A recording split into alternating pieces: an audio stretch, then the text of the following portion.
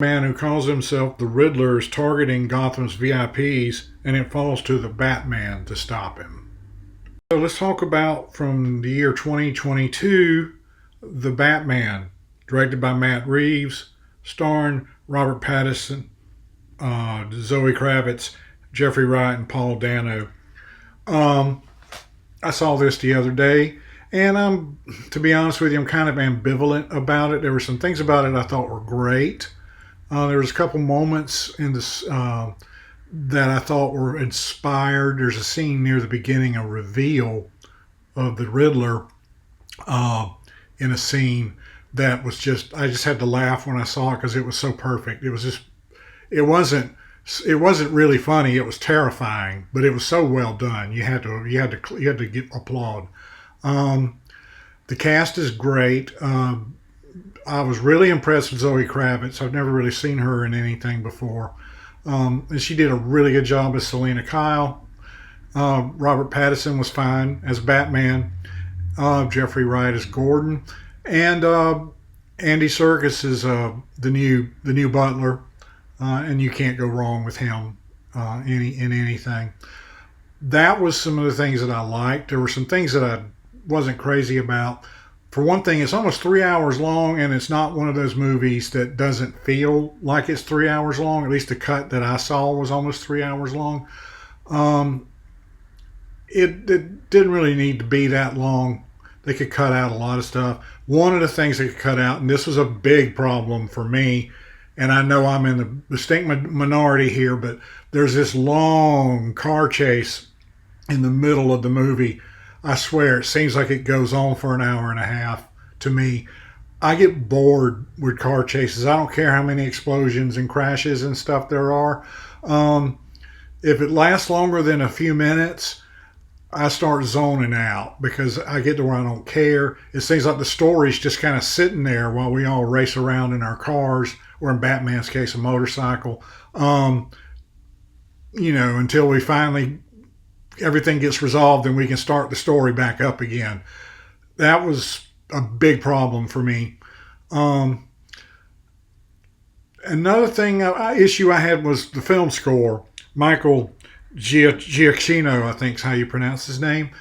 A lot of people love this score. I'm not so sure. Maybe it's just me, but I kept hearing uh, music from other movies.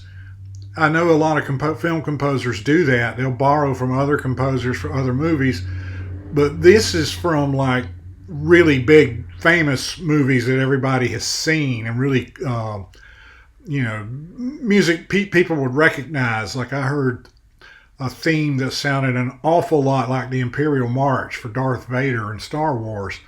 It wasn't a note for note repetition, but it was close. And maybe it's just me. And I heard music from a few other movies in there too.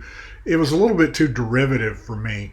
And it's a little bit, I don't want to say lazy, but I think they were trying to sort of borrow context from other movies to fit into this one. The biggest problem with it was trying too hard to be epic, and it didn't need to. That's why there was that long car chase I was complaining about's in there. They want everything to be big, to be epic, and that has to be organic. That has to be something that sort of springs from the plot, like the big event that happens at the end. I'm not going to tell you what it is, but that is epic, and it was big, and it fit in with the overall plot. Got no problem with that part. That was inspired. That was very good. Um, Batman's emotional state comes under a lot of stress in this one. A lot of things that he was sure of before are suddenly called into question. His grip on what he thinks is right and wrong, his morality, is starting to slip a little bit, and things that he thought he knew, it turns out that he didn't know. And I like that a lot. He's not quite as confident as he was. Also, there's some really inspired stuff with the script as far as clues and that sort of thing. You'll have a clue, you think you've got it figured out, but you don't. Then you'll think you've got, okay, well that really meant this. And then you find out that's wrong too.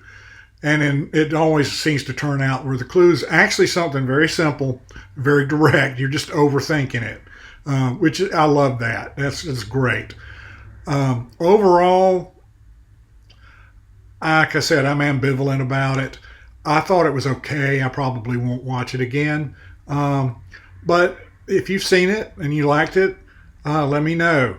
If I'm wrong, I'm wrong. Come down in the comments and argue with me if you want to.